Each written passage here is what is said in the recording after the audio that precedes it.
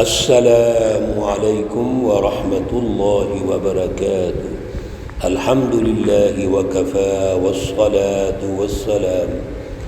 والسلام على سید الرسل وخاتم الانبیاء اما بعد فاعوذ باللہ من الشیطان الرجیم بسم اللہ الرحمن الرحیم وَإِذْ يَرْفَعُ إِبْرَاهِيمُ الْقَوَاعِدَ مِنَ الْبَيْتِ وَإِسْمَاعِيلُ رَبَّنَا تَقَبَّلْ مِنَّا إِنَّكَ أَنْتَ السَّمِيعُ الْعَلِيمُ إِنَّ اللَّهَ وَمَلَائِكَتَهُ يُصَلُّونَ عَلَى النَّبِيِّ يَا أَيُّهَا الَّذِينَ آمَنُوا صلوا عليه وسلموا تسليما اللهم صل على سيدنا ومولانا محمد النبي الأمي وعلى آله وأصحابه وبارك وسلم وصل عليه۔ معزز سامعین و سامعات، بیت اللہ الحرام کی تاریخی اہمیت، انوار و تجلیات کا جو مرکز ہے، اللہ رب العزت کی تجلی کا مرکز ہے، اس کی تاریخی اہمیت ہم سمجھ رہے ہیں۔ ابراہیم علیہ السلام سے دو شاخیں آگے چلتی ہیں، ایک اسرائیلی ہے، دوسری اسماعیلی ہے۔ اسرائیلی شاخ کا تعارف کل کیا تھا۔ ابراہیم علیہ السلام کے بیٹے حضرت اسحاق علیہ السلام، آپ کے بیٹے حضرت یعقوب علیہ السلام، اور آپ کا لقب ہے اسرائیل۔ بنی اسرائیل سے مراد اسرائیل کی اولاد ہے، اور یہ سلسلہ حضرت عیسیٰ علیہ السلام تک چلتا ہے۔ اللہ رب العزت کی تینوں کتابیں تورات، زبور، انجیل اسی سلسلے میں نازل ہوئی۔ بنی اسرائیل کے انبیاء پر نازل ہوئی۔ دوسرا سلسلہ اور ونگ اسماعیلی ہے۔ حضرت اسماعیل علیہ السلام سے اس کا آغاز ہوتا ہے، اور حضور نبی اکرم صلی اللہ علیہ وسلم پر اس کی تکمیل ہوتی ہے۔ یہ جو اللہ کا گھر ہے، یہ تمام انبیاء کا مرکز ہے، اور اس کے ساتھ ساتھ اللہ نے ایک دوسرا گھر بنوایا اسرائیل کے انبیاء سے، اور وہ ہے بیت المقدس، جو ہمارا قبلہ اول بھی ہے۔ اللہ رب العزت نے وہاں پر بھی اپنی انوار و تجلیات رکھی ہوئی ہیں۔ دنیا کے قومی اور بین الاقوامی مراکز یہی جگہ رہے ہیں۔ حضرت ابراہیم علیہ السلام نے جب یہ گھر تعمیر کر لیا، اسماعیل علیہ السلام کے ساتھ مل کر، تو پھر اللہ سے دعا کی، ربنا تقبل منا، اے ہمارے پروردگار، تو ہماری جو کاوش ہم نے کی ہے اور تو نے ہی ذمہ داری لگائی تھی، ہماری طرف سے قبول فرما لے۔ کیوں؟ انک انت السمیع العلیم، بے شک تو ہی سننے والا ہے، جاننے والا ہے۔ اور پھر اگلی دعائیں بڑی اہم ہیں، لیکن ہم ترجمہ ہی کر سکیں گے، تفصیلات تو بڑی لمبی ہیں۔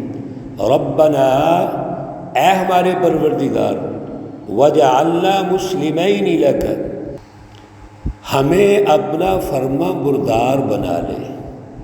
سبحان اللہ۔ میرے عزیزوں، یہ بڑی پیاری دعائیں ہیں، یہ ہمیں ویسے بھی زبانی یاد کر کے اپنے لیے بھی کرنی چاہیے۔ یہ ابراہیم علیہ السلام کی دعا ہے، انبیاء کی دعائیں ہیں۔ وَمِن ذُرِّيَّتِنَا، اور ہماری اولاد میں سے امتاً ایک جماعت پیدا ہو، مسلمۃ لک، اے اللہ جو تیری فرما بردار ہو۔ وَأَرِنَا مَنَاسِكَنَا، اور ہمیں یہاں آنے کے قاعدے بتا دے۔ مناسک وہ تمام امور ہیں، فرائض ہیں، وہ تمام طریقے ہیں جو حج اور عمرے کے ہیں۔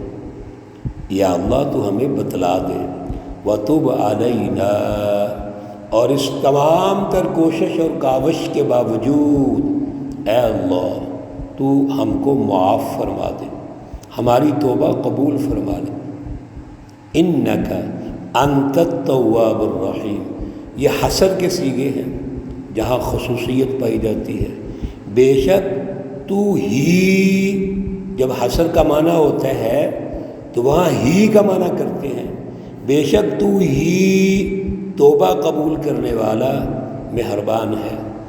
ربنا وابعث فیہم رسولا، اے اللہ، اے ہمارے پروردگار، ان میں جو امت آئے گی، ایک جماعت آئے گی، ان میں ایک رسول بھیج، منہم، جو انہی میں سے ہو، اسی قوم کا حصہ ہو، اور اس رسول کی ذمہ داریاں کیا ہوں گی؟ یتلو علیہم آیاتک، وہ تیری آیات تلاوت کرے گا، پڑھے گا، وَيُعَلِّمُهُمُ الْكِتَابَ، اور سکھلائے گا ان کو، یعنی اپنی قوم کو، اپنی جماعت کو، الکتاب، سچی کتاب کی رہنمائی سکھلائے گا، والحکمہ، اور دانائی کی باتیں۔ اس سچی رہنمائی کی مینجمنٹ کیسے ہوگی، اس کا سیاسی نظام کیسے ہوگا، اس کا معاشی نظام کیسے ہوگا، اس کا سماجی نظام کیسے ہوگا، یہ حکمت ہے، دانائی کی باتیں۔ وَيُزَكِّيهِمْ، اور ان کا تزکیہ کرے گا۔ إِنَّكَ أَنْتَ الْعَزِيزُ الْحَكِيمُ، بے شک تو ہی غالب ہے، حکمت والا ہے۔ میرے عزیزو، رسول اللہ صلی اللہ علیہ وسلم کی جو آمد ہے بنی اسماعیل میں سے، وہ ابراہیم علیہ السلام کی دعا ہے، اور ابراہیم علیہ السلام کو اللہ کی رہنمائی ہے۔ اس لیے یہ بات یاد رکھیے کہ اللہ کے سارے نبیوں کا مرکز بیت اللہ الحرام، بنی اسرائیل انبیاء کا بھی مرکز تھا، اور ساتھ ساتھ بیت المقدس بھی مرکز تھا۔ لیکن جب حضور اکرم صلی اللہ علیہ وسلم تشریف لے آئے، جو اللہ کے آخری نبی ہیں، اللہ رب العزت کو یہ منظور تھا، اللہ رب العزت کا یہ فیصلہ تھا کہ اب مرکز دنیا میں قیامت تک ایک ہی رہے گا، اور وہ بیت اللہ الحرام ہے۔ چنانچہ اللہ رب العزت نے ایک پروسیس کے ساتھ بیت اللہ الحرام کو مرکز ڈکلیئر کیا۔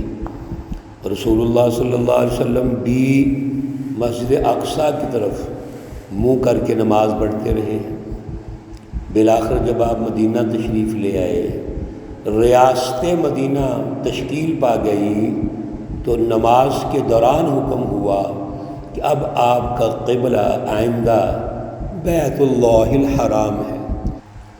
ماشاءاللہ، عمرہ اور حج کرنے والے جب مدینۃ الرسول میں جاتے ہیں تو یقیناً اس مسجد میں بھی جاتے ہیں جس کو مسجد قبلہ تین کہتے ہیں، اور وہاں پر یہ احساس ہوتا ہے جا کے کہ اللہ رب العزت نے کس طرح قبلے کو تبدیل کیا ہے۔ میرے عزیزو، اس لیے میں گزارش کرتا ہوں کہ ہمیں ہر جگہ پہ جا کے اس کی تاریخ یاد ہونی چاہیے۔ ایک ہے عقیدت، عقیدت تو ہمارا ایمان ہے، بنیاد ہے، محبت، عقیدت، تعلق۔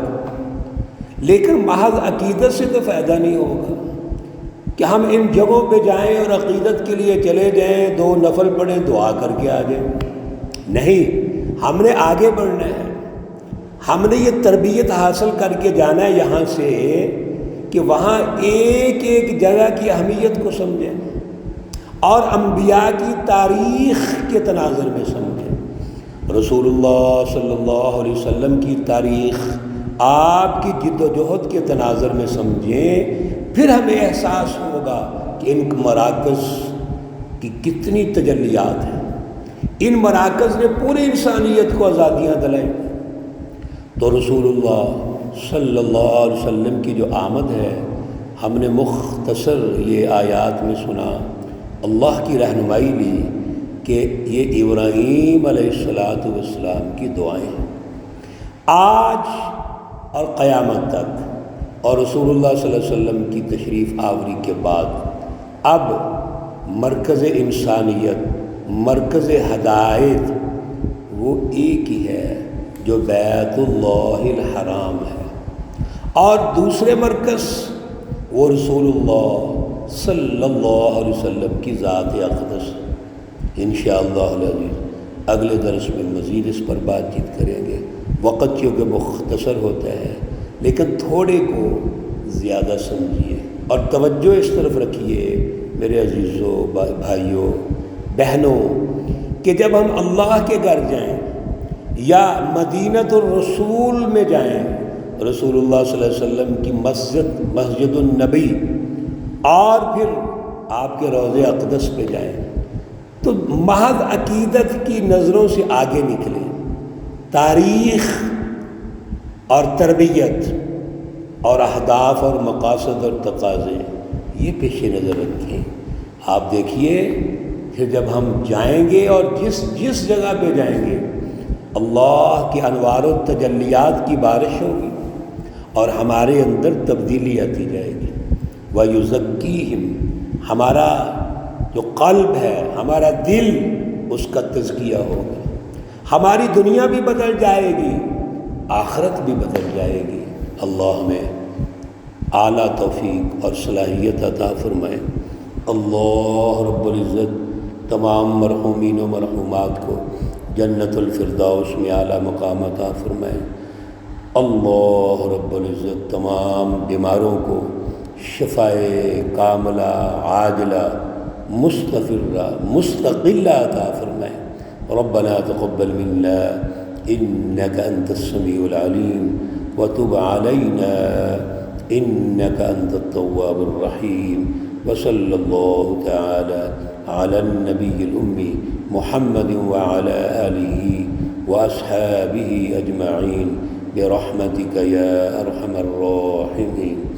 السلام عليكم ورحمة الله وبركاته۔